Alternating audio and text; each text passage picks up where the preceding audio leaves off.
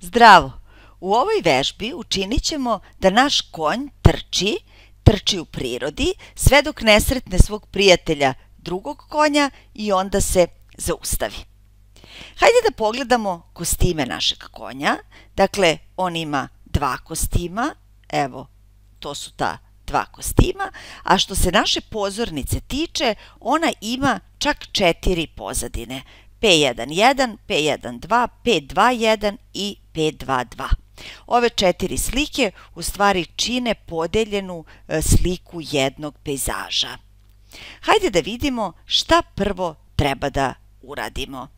Idemo na programe, da vidimo koje to skripte treba da iskoristimo da obezbedimo početnu situaciju da bude baš onakva kakva je sada, odnosno da se konj nalazi u ovom položaju, da je podešena pozadina P1.1, da je konj usmeren u desnu stranu, a drugi konj nevidljiv. Mi možemo i da ga prikažemo u ovom trenutku, pa ćemo naravno pomoću skripti programirati da se ovaj konj vidi tek na 4. pozadini, dakle kada dotrči ovaj naš svetliji konj do njega.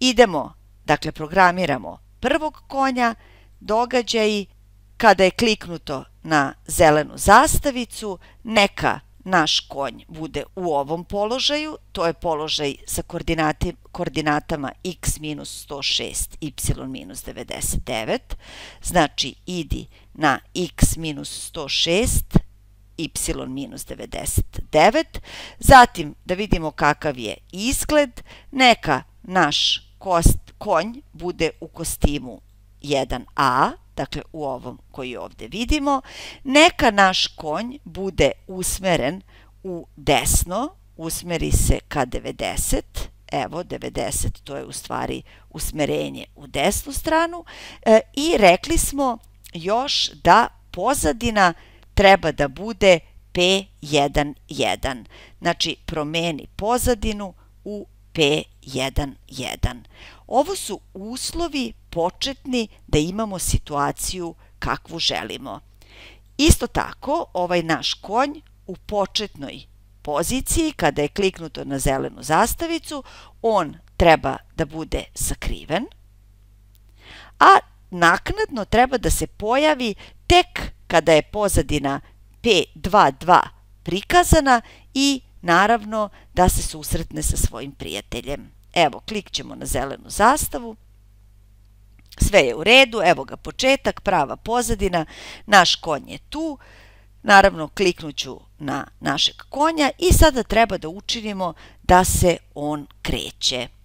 Kretanje je u stvari neprekidno ponavljanje nekakvih koraka. Hajde da vidimo, idi 10 koraka, ponavljaj, da vidimo šta će da se dogodi. Naš konj klizi. To baš i nije kretanje. Znači, nismo zadovoljni da naš konj samo klizi. Iskoristit ćemo njegove kostime da bismo simulirali kretanje. Idemo na izgled pa kažemo idi 10 koraka, zameni kostim sa kostimom konja 1b, zatim ponovo idi 10 koraka i zameni kostim u konj 1a. Hajde da vidimo da li će ovo nešto da znači. Pa ne deluje da se nešto značajno promenilo. To je verovatno zbog toga što se kostimi suviše brzo smenjuju, ne možemo da uočimo njihovo smenjivanje. Zato su nam uvek korisni ovi čekaj blokovi, koji malo odlažu situaciju promene kostima. Stavit ćemo čekanje od 1/10 sekunde, znači 0,1 i hajde da vidimo da li je sada situacija nešto bolja.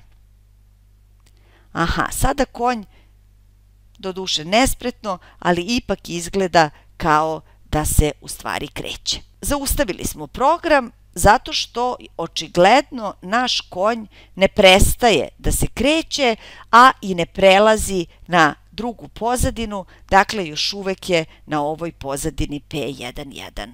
Da vidimo kako to možemo da obezbedimo da izgleda kao da se konj kreće kroz prirodu. konj kada dođe do ivice naše pozornice, mi sasvim sigurno znamo da je tada vrednost x koordinate 240 ili je veća od 240.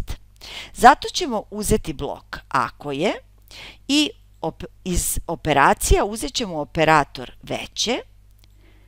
Idemo na kretanje, znači ako je mesto x, odnosno vrednost x koordinate veća od 240, tada definitivno pozornicu, odnosno pozadinu, menjamo u sledeću pozadinu.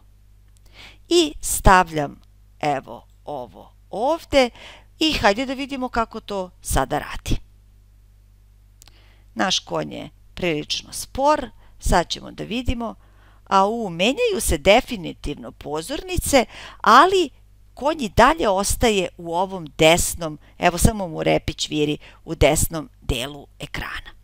Sada moramo da uradimo sledeću stvar. Svaki put kada se promeni pozadina u onu narednu, sledeću pozadinu, moramo konja da vratimo na levu stranu pozornice. Pretpostavljamo da znaš kako se to izvodi. Idemo na x, recimo minus 106, y minus 99 i da vidimo da li će to funkcionisati. Evo ga naš sporać konjić. Prešao je na drugu pozadinu. Evo ga već i na trećoj pozadini. I sada na ovoj četvrtoj pozadini zaustavit ćemo program. On bi trebao da sretne svog prijatelja, drugog konja, i u trenutku kada se njih dvojica dodirnu, program bi trebao da se zaustavi. Hajde prvo da obezbedimo da ovaj drugi konj bude vidljiv kada dođemo na pozadinu 522. Dakle, idemo na upravljanje.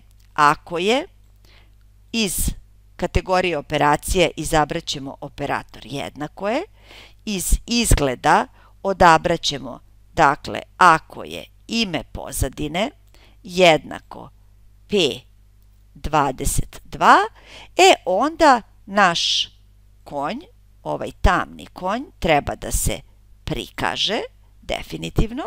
Hajde da to vidimo da li je to dobro. Evo, naš konj ide, druga pozadina, treća i sad bismo trebali da ugledamo tamnog konja. Njega nema. Da li znaš zašto? Možeš li da pretpostaviš?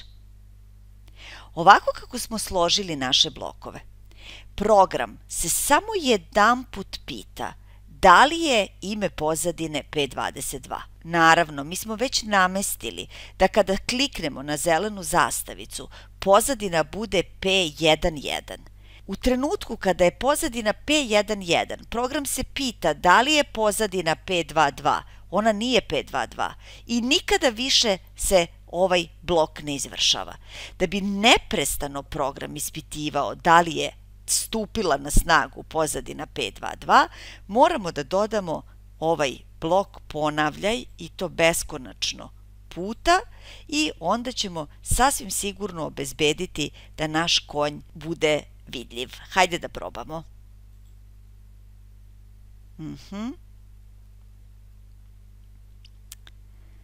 Evo, ide naš sporać, prelazi i treću pozadinu i evo čeka ga prijatelj na četvrtoj pozadini. Ono što treba da obezbedimo takođe jeste da kada naš svetli konj dodirne ovog tamnog konja, da se čitav program zaustavi. Ako je, pa idemo u osjećaje.